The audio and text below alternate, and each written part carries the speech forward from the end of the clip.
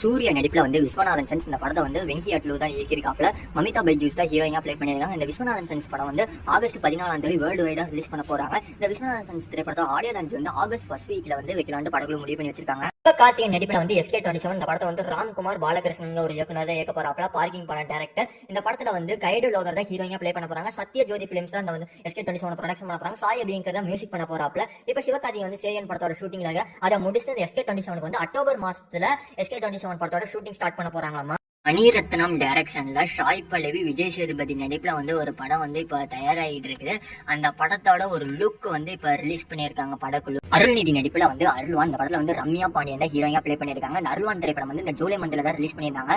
TV வைஸ்ல நல்ல review எடுத்திருந்தாலுமே வந்து box office வைஸ்ல இந்த படம் ஒரு ஃபிளாப் படம். இப்ப அந்த படத்தை வந்து OTT ரிலீஸ் பண்ண போறாங்க. ஆகஸ்ட் 14 வந்து G5 OTT பிளாட்ஃபார்ம்ல தான் ரிலீஸ் பண்ண போறாங்க.